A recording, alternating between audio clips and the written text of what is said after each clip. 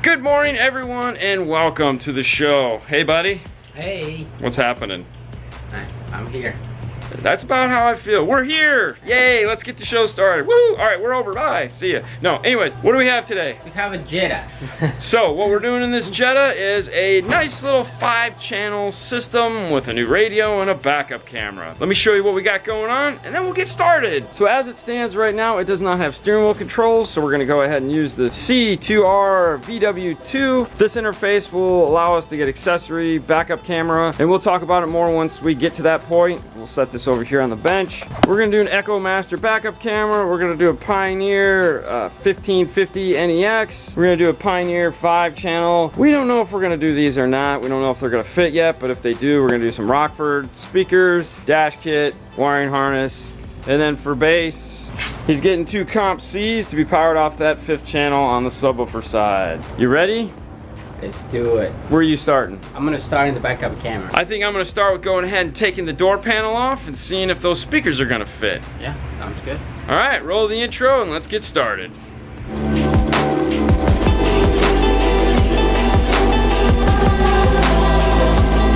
So this is a base model Jetta. It doesn't have a fender. It doesn't have any of the cool amplified anything. Let me show you what it looks like. So I have the standard radio on the dash. There's no tweeters anywhere up here. It just has this speaker down here low on the door. Now where it gets kind of funny is on the rear door. So the rear door has the provision for the tweeter. It's not there. It just has the mid bass in the bottom of the door. And there's no reason why we would add components to the rear and not to the front. He is just gonna go with 4 coaxials. Let's start with this rear door here and get that off because that's closest to the trunk where Fernando's gonna be working, and I wanna get this side done and out of the way because this is where he's gonna be spending a lot of his time, and I can be on the other side of the car dealing with everything like the radio and stuff like that. So let's get to this door. So to get this door panel off, we're gonna go ahead and remove a couple screws first. The bottom one's a T20, and the one here is a T27. Now we need to remove this panel right here.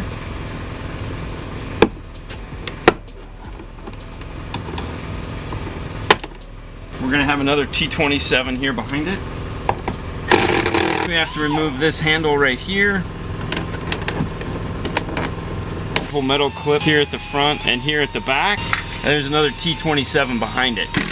Now is the hard part, is getting the actual door panel off. The clips that they use in these are super strong. Easiest place to start is right here. Just take your panel tool, work it in until you can get your fingers in there. And then you just gotta kind of pull on it as hard as you can. And it'll pop off, and then just kind of work your way around. Once you get them all popped off, just kind of lift up on it to break it free from the top. Then snake the power window through. To get the clip off, lift right here and pull up, and this will come off. Now, one of the things about the speakers they use in a lot of German cars that I always find amusing is whatever they make this foam out of, it just falls apart. It is not made for this climate, and as you can see here, there's nothing left of it. It's the whole surround is gone. So we can go ahead and unplug this. Now the other fun we're gonna have in this one is that they've gone ahead and riveted this guy in, and this is definitely a 6, so this is a smaller size speaker. So we're gonna have to drill these rivets first. Yay. For the new speaker we're gonna put in, we need to be able to fasten it, and obviously we could just screw into this metal, but we already have the 4 holes from the existing rivets. We just wanna make them a little bit bigger. We can go ahead and put a nut cert in there so that we can make them unscrewable and serviceable. Now how this works is there's a screw on the end here. This just screws on like a nut. Gets to a certain depth. We're gonna plug the air hose into it. This is gonna pull back, shrinking this into the hole. This spins so that we can unscrew it, and now we can actually put a screw the same size into one of these. Now we have a fully serviceable mount as opposed to some silly rivets or, yeah, you get the idea. For this, all we need is a 1/2-inch spacer. They do make a mount that looks just like this, but you really can only put like a 6 or a 5 1/4 in it. The Rockford speaker P1650 punch will fit right in. Like right in, you don't have to do anything. However, because this is spaced out some, we're gonna go ahead and do the same thing and move it out closer into the door panel, taking up some of that room. He's not doing fast rings, so this will at least get it a little closer into the door. Now on the back of the door, it does have a ring that this is gonna set in, so that is going to help. Now what we need to do to this to make this function is we're gonna go ahead and put foam on the back side of this, and then also we have to drill a hole through this so that our wire can come up and go ahead and attach to their wiring here. Now one of the things we found out using nut certs is not all screws, even though they're all M5s, work the same. Sometimes they give us a little bit of grief. If you put a little bit of WD-40 in the hole before you start, it will make it go in a lot easier. On the back of the Rockford speaker, it already has foam, so we don't have to foam that, but what we do have to is go over to the bench and make a pigtail that's going to come off of this and attach here. But before we head over to the bench to do that, what we want to do is figure out which one of these two wires here is positive and negative, because we'll just go ahead and take a blue wire and a white wire and attach those to our speakers so that they stay the same all the way through. We have ourselves a little 9-volt battery. We're going to grab positive, negative on this. We'll go ahead and tap it to our speaker, and when the speaker moves out like that, we can look at our battery and figure out which one of these is positive and negative. And in this case, the white wire is the positive, so we'll make sure we use that on our speaker. We have our white, we have our blue, we twisted it up, we've taped them up so they're insulated. We have some 3/4 inch screws. The last step is just soldering the wires together. Now once these have cooled to the touch, we'll tape them up to match the factory, and we can put the door panel back on. Make sure to pull the window switch through the hole. Don't forget to do that. I'm gonna finish this up. I'll meet you in the front doors. Now lucky for us, the front door and the back door are basically the same as far as how they come in and come apart. There are a few extra steps because pieces are longer or whatnot, but we still need to go ahead and get this guy off.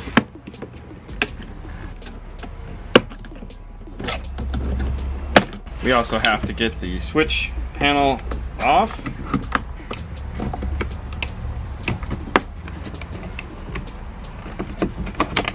On the front switch, the clip is a little bit different. You see this red guy here, it just pulls up. It's got some springs in it, and then it'll unclip. This one has 3 clips now instead of just 2 because it is a little longer. We have a screw here, we have a screw here, and then inside the door there is another panel that has to come back and out. This guy right here, it has 3 clips holding it in place. So that makes a total of 3 screws that need to be removed on the door, and then 1 down here on the bottom, just like on the rear door. If you see the little faint blue trace there, they do use Loctite to put these in, so they do need a little extra twist to get them out. It needs a lot of pull. Now one of the reasons why these clips are so hard to get off is they're actually a 2-part clip. Let me pull one out, I'll show you. See that little white guy in there? This actually moves in and out, so as you're pulling it, it releases and will make this narrow, and then as you push it in, it widens it out. Kind of like when you're putting those things in your drywall where you don't have a stud. Same basic idea. Now the front speaker is in a little bit better shape than the rear speaker. It is not totally deteriorated. There are a few little holes in it where you can see it's starting to break down. Clips in the same way, drills in the same way, so we're gonna put the speaker in the same way.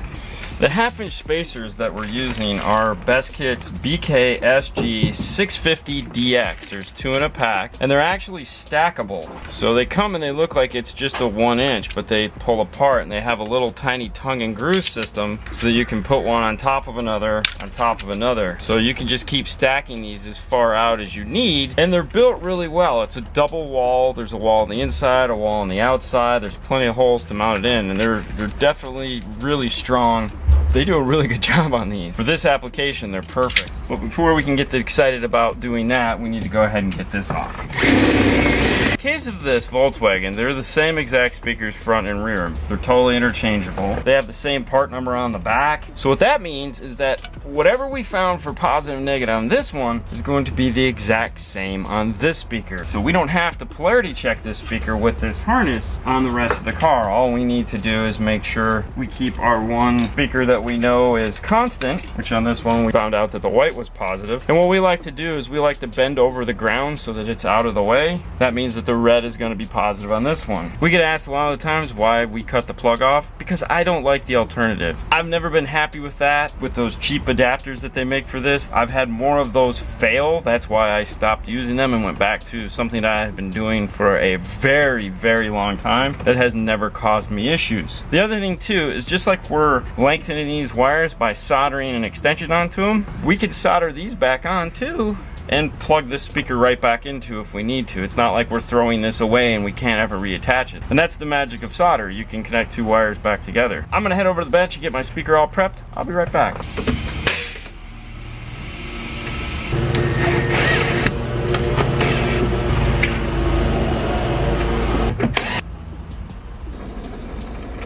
Speakers in place, wired up, all set and ready to go. I'm gonna get this door panel back on. So the plan was to hurry up and get this driver's side done so that Fernando could get through here with the camera wires and whatnot. We're done, so now we can follow his little journey getting these camera wires through. I'm gonna go ahead and also get these running boards and stuff out of the way for him, make his job a little bit easier.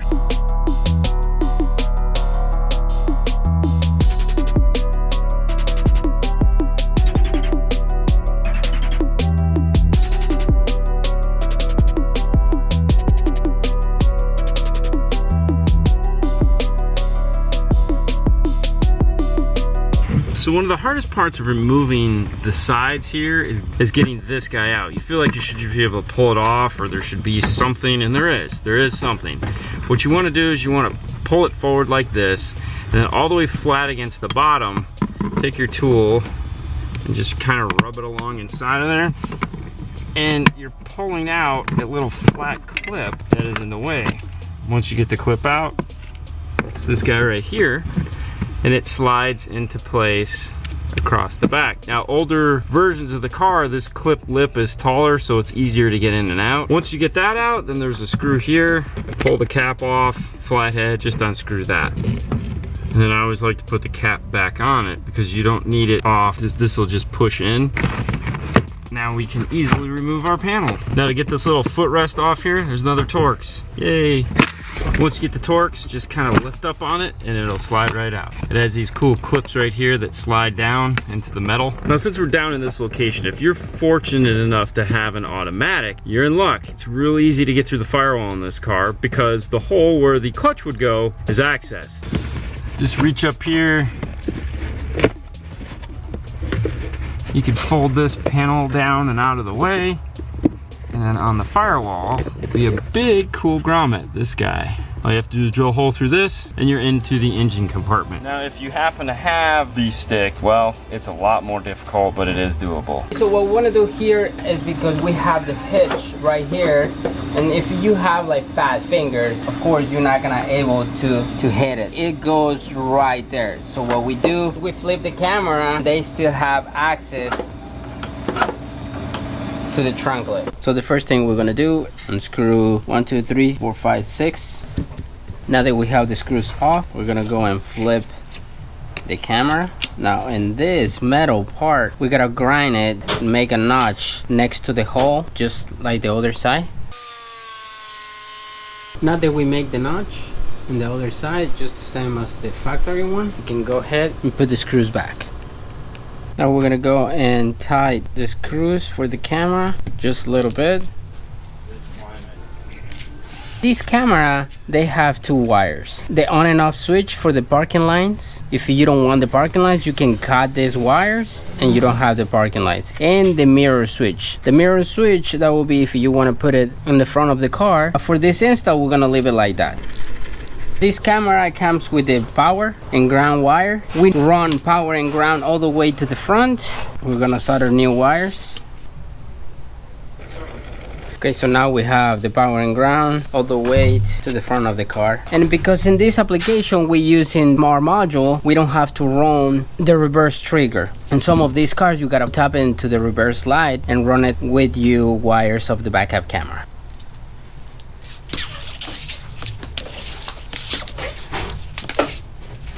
Now we have all wires prepped and ready to go. Let's go to the car.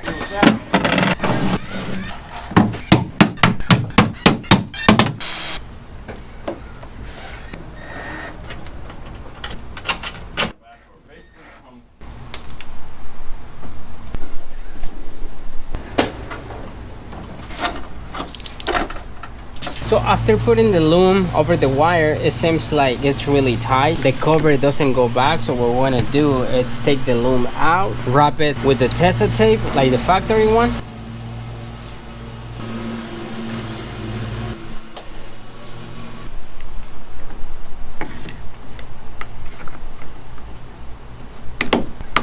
Fernando finished up on the camera. Let's take a look and see how it looks up close. So you have access for your hands. It goes in nice and easy, as he said. The camera mounts right here. You can swivel it up and down. That's one of the nice things about this. So when it's closed, we can line that camera up with what's going on behind him. These are seagulls, and that's what's behind him. And today, they're here, and they're making a ton of noise. They have a party outside. They're having a party, so if you guys hear random seagulls happening, I apologize. Apparently, the Indian restaurant at the end of the plaza, they're having a buffet today. Seagull buffet. Hey man, this is Florida, so. What does that mean? I don't know. I don't either. Now that the backup camera and this side of the car is all done and ready,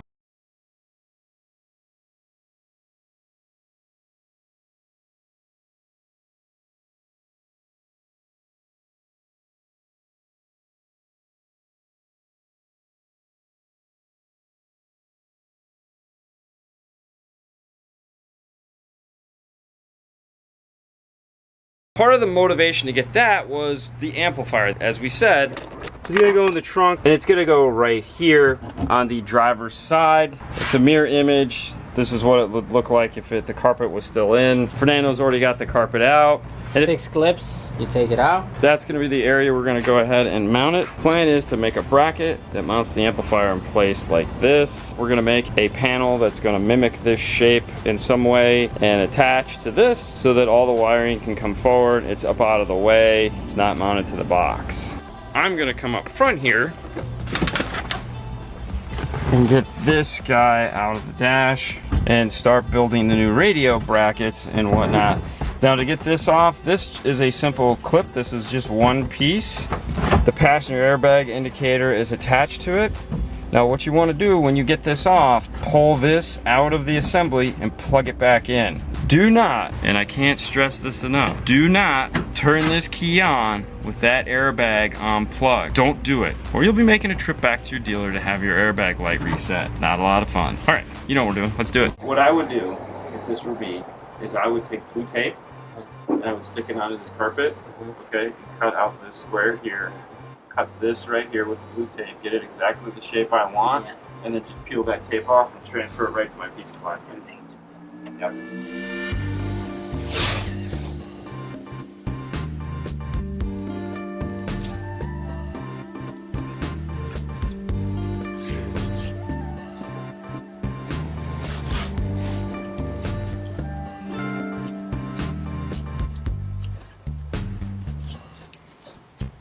We want to make a panel that is basically this same shape here. Easiest way to replicate the shape is to go ahead and put blue tape on it. Then you can peel the blue tape off and attach it to your plastic substrate. And that will allow you to have a perfectly fit panel. You could trace it and you can cut it and you do all that. That's cool. This just works a little bit easier.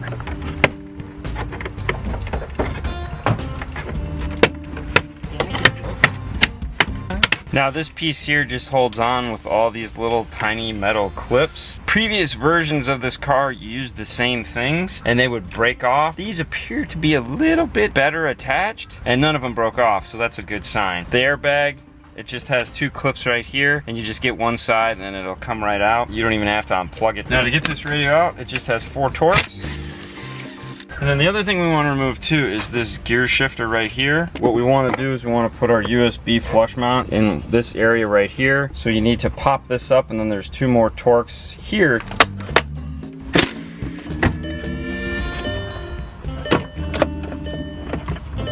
And as you can see, there's plenty of room in here to go ahead and mount that USB right there. Now to get this harness out, there's a clip here on the bottom. You just kind of push a little clip and it'll lift up like this, and then it'll pull out. On the antenna, there's this little white clip right here. You just slide that back and push down and this comes out. This is a double antenna, so make sure you get the right antenna adapter for this or your FM will suck. Now this car, as we said at the beginning, does require a smart harness. What we're looking at is 3 wires, 3 main wires. You have 2 reds and a ground. These 2 reds are going to be constant 12 volts. And you have 2 skinny little brown wires here. These are the CAN wires. They're going to be the wires that talk to our smart harness and generate our accessory, reverse, illumination, basically everything, because all this has is power and ground. And then these 8 wires over here are going to be for our speakers. And then there's a blue plug all the way up here at the top. That's your aux jack, which we're not going to be using. Now, if you don't know if your car has the amplified system, this is the time when you can find out. Grab the main harness, grab a tone generator, and with the car off,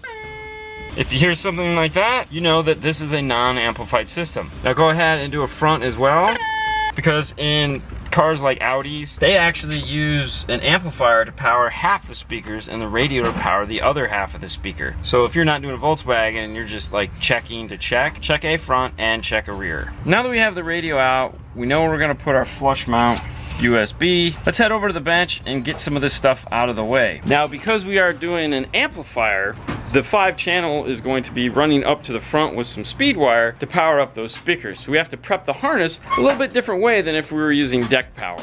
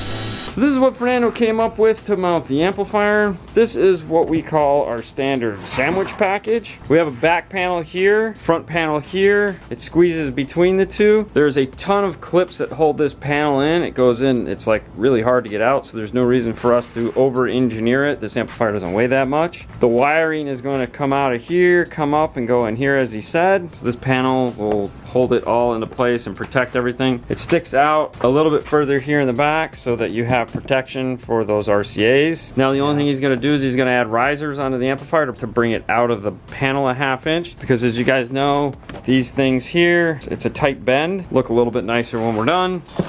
Let's open it up and see what comes in the box.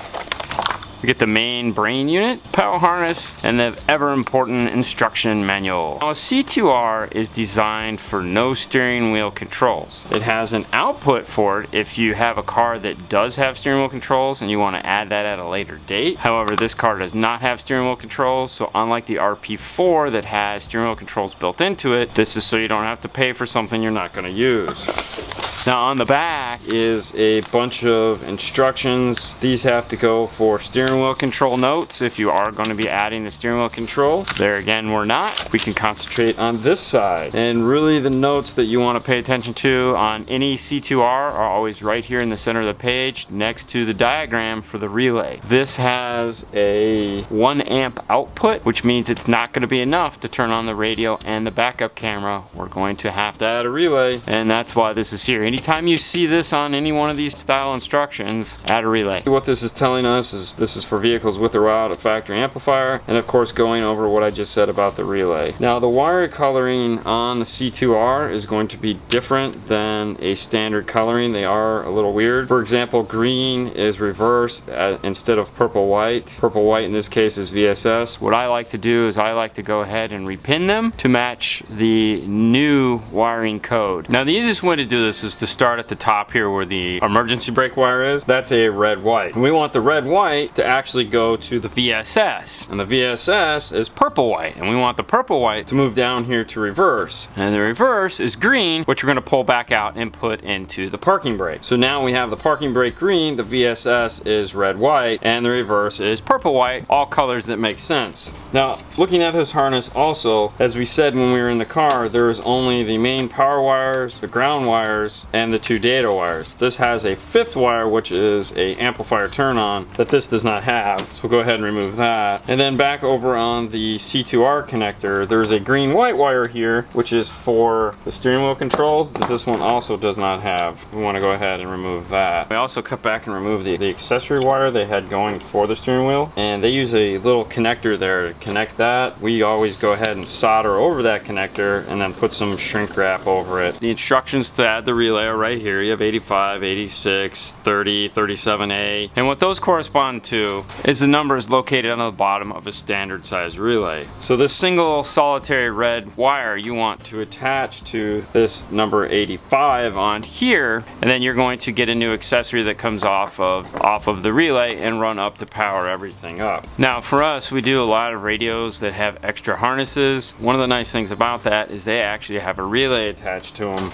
So we save those harnesses so we can rob this relay. It's just a micro relay. It's a small version of this. We're going to go ahead and solder this guy into place. So regardless of whether you use this relay style here or this relay style here, you're going to have wires that come off of this. What we do is we strip back the wire here closer to the plug, about 2.5 inches. We attach our ground here. We do the same for the constant 12 volts on this side of the fuse. And then we loop in our accessory coming from this plug to our trigger on the relays, and then we have our output here, which is going to go off now and be a high amp output trigger to turn on the radio and the backup camera. The other thing I went ahead and did was cap off the wires I'm not going to be using on this. Now when I'm building a harness, there's a certain way I want it to look and be designed, and a lot of the times the manufacturers don't provide long enough wiring in order for that to happen. What we'll do is we'll go ahead and solder in a longer piece, because for us it's more important to have this the way we want it to lay out, not necessarily how they wanted it to lay out. One more thing we want to add to this is this blue piece here. This is going to be a remote turn on, and this is going to be a loop that's going to go from this power side here over to this speaker side here. And the reason why we're doing that is our speed wire is a 9-wire conductor. It has all 8 speaker wires plus a remote turn on wire down the center. It is going to connect on this end here. Running the remote turn on wire,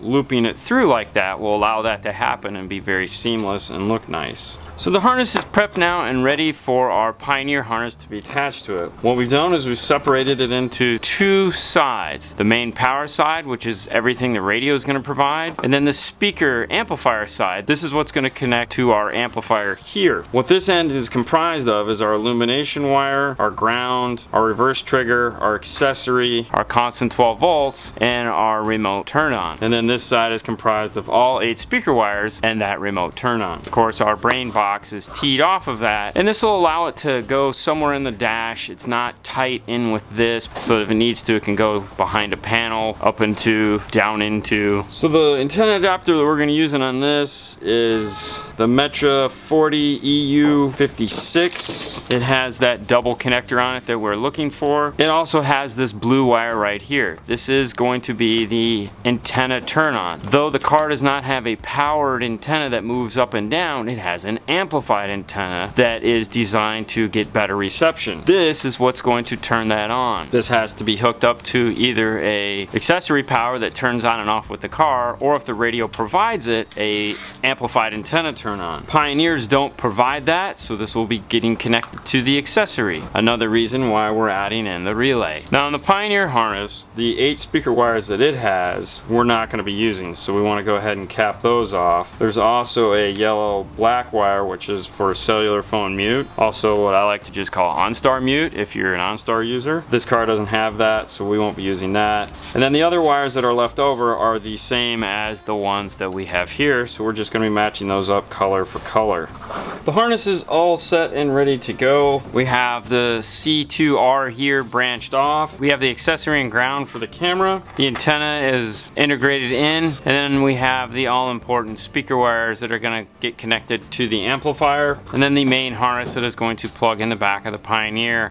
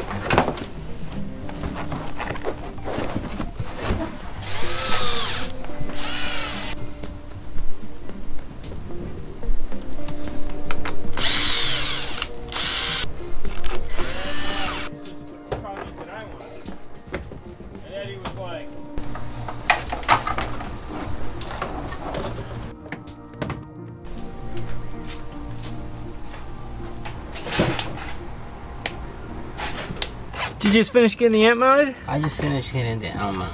You tired? Yeah. It was exhausting, wasn't it? That was exhausting. Yeah, they put a lot of clips in there, but it looks really nice. We still have the carpet to put back in here. The one nice thing about the Volkswagen is there is a giant hole right here for that wire to come through, and then there's a giant tunnel underneath that area right there for that to go into as well. I used to not be a big fan of these cars, but the more we worked on them, I was like, these things are great. Tons of room for wiring. It's a wonderful thing. Next, we're going to move on to drilling this guy and mounting our USB DMA1 in place. Now to do that, we're going to use this uni bit here, which goes up to 3/4 of an inch. That's exactly the size of this. Now, because we will be manhandling this a little bit, we'll go ahead and put a cloth down. We'll figure out what the center is, and then we have to decide if the center makes the most sense, because just because the center would be great this way and that way, that doesn't necessarily make it the best for us. We want to make sure that this guy here is far enough back so the lip doesn't stick out, and it is. So we'll go ahead and drill a hole. Now on this, there's this little leg that sticks out right here, and the idea for that is when it goes in, that little leg will keep it from twisting. So now we're going to take a roto zip bit and we're going to go ahead and add that little leg into here. Now I always like to push up from the back side to make sure that it is in there nice and tight. If your installation, this isn't like super tight, what we like to do is there's these little guys, the little arms right here. You can take a piece of plastic and put it underneath it, and that will cause that to lift up a little bit further. We'll make it fit in there nice and tight, and that's what she looks like. Now this is a good time to go ahead and start getting the kit all assembled, since we already have our cloth here. For this installation, we'll be using the VW Jetta 1017. It does come with instructions in case you need to know how to do what we did earlier on how to remove the dash. Now most of the Pack Best kits come with a single or double DIN mounting application. If we remove this center brace here, that will free it up to be a double DIN, and it comes with the 2 mounts, single or double, as well as a full pocket. If you are using the single DIN, you will be using these brackets here. This is what screw into the pocket, otherwise they just snap off. And these are spacers for the double DIN because the cage is a little bit narrower than on a single DIN. Those are designed to snap into place there. Always look at the edge of your kit because there will always be a little nub where they broke it out of the mold. Shave those off and then stick it in to the main part. It'll snap into place. Your arms will also snap into place. Now one of the things that has become kind of a big pain with these aftermarket radios is how tight the new screen is on the side here to this top piece here, this gap. This gap used to be a lot bigger, and when you're putting the kits on, the radio would stick out. It would be wonderful. You could adjust it and you'd have all kinds of fun play. Nowadays, these radios, I'm guessing plastic's more expensive, I don't know, but they're shortening this gap. Some of them are almost non-existent. Now what that means to you, the installer, is that not all kits will look good with certain radios. But for us, in this case, this one lays in nice and perfect.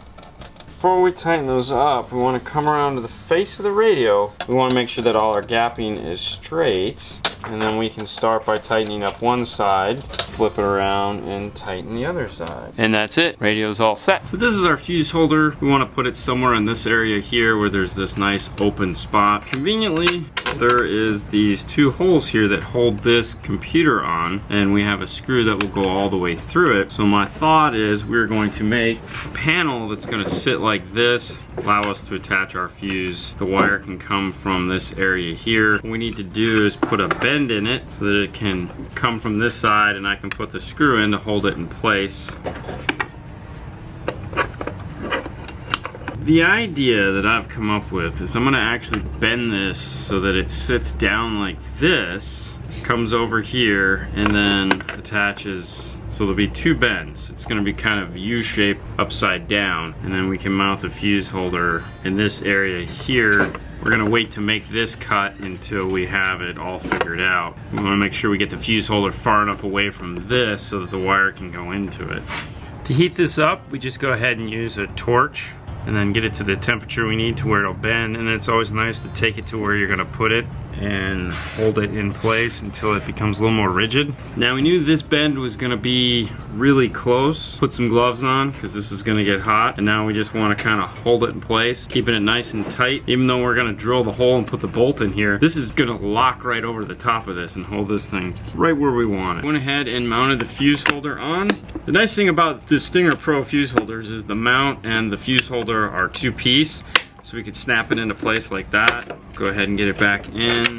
And we know how long our wire has to be. And then we have plenty of room outside here. One other thing about the Volkswagen is this bolt right here. They put a pin in the end and smack it. So when you loosen up this, you don't lose the bolt off the end of the screw. Well, we need to lose the bolt off the end of the screw so we can get this ring terminal to go in place. It's not gonna work. If we can get this off, we're never gonna get it back on. So we plan on replacing this whole bolt assembly here with a new bolt and a couple washers to put our ring terminal in place. And as you can see, this is where that screw is going to come through. We'll put a nut here, and then our wire will come through this area here and into that.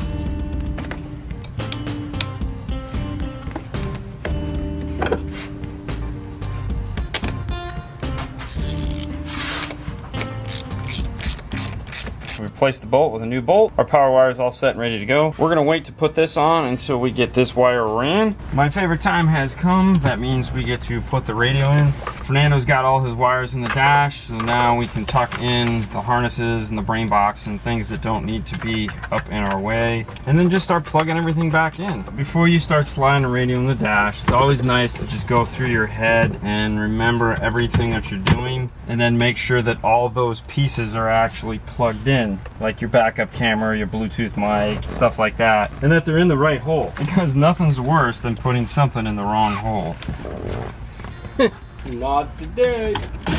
So we're just gonna go ahead and get these 4 screws put in. We're not gonna put the cover back on yet because we're not to that point to where we want to call this complete. We still have a couple pieces that we want to put in the car first, like back here in the trunk. I wanna go ahead and get the carpet put back in, get this panel put in, and just get this all put back together, get the seat and the all pieces so that we can get this thing turned on and listen to it. What are you doing up there, Fernando? I'm just finishing the fuse. Now, one of the things we like to do during the install is let each other take over what the other person was doing. So he's finishing up the fuse holder, I'm gonna finish putting the trunk back together. And the reason why we do that is because it puts a different set of eyes onto the situation, and that you may have missed something. You may have missed a panel, routed a wire the wrong way, or just anything. So by me coming back here and putting this back together and him finishing that up there, that perspective has come in handy and is very helpful. I gotta stop talking, I gotta get this back together.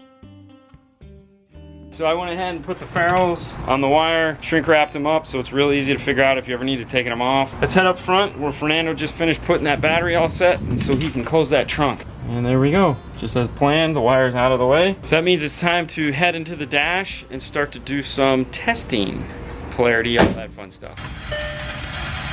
All right, we got static. Let's go into the settings, go to speaker, balance and fader.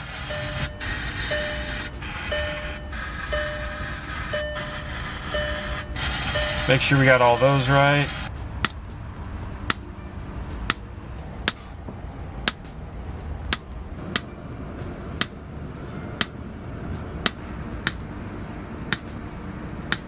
I'm gonna have Fernando jump in the car, and I'm gonna go ahead and take tape measurements of where he's at. Now, when taking the measurements, you wanna go to the center of the speaker. You wanna measure to this area right here. Obviously, you can't do that, but you know how far in the door panel was from the speaker. In this case, it's about our speaker, we'll say 2.5 inches. Go ahead and we'll add 2.5 inches to our, what we're gonna get from the grill to his ear. 42, we'll say 45, 28, 56, 45, 57. Now that we have those numbers, we'll go ahead and we'll enter them into the screen. Now this will do the calculations for us, so all we actually have to enter in is the number. At this point, all we need to do is take a little listen and see where all the gains and stuff fall. We're gonna play a little bit of sound, some actual music, and make sure our crossover points are where we want them. You ready? I'm ready. Let's get the RTA. Now, as we thought, we weren't getting any great imaging out of this. I mean, literally it's a set of coaxials on the floor. But using the time alignment, it has different positioning. Seat positionings, it has driver's front, passenger front, and then front all. On the front all, it does lift up the sound stage and move the sound up a little higher. Sounds a lot better. As far as the EQ goes, there again, it's 2 speakers on the floor. Actually just tweaking their settings just a tad. Sounds way better. Don't have to go crazy. Didn't have to do anything special. We're pretty happy with what we have. It's not bad. It's okay. Not bad. Yeah.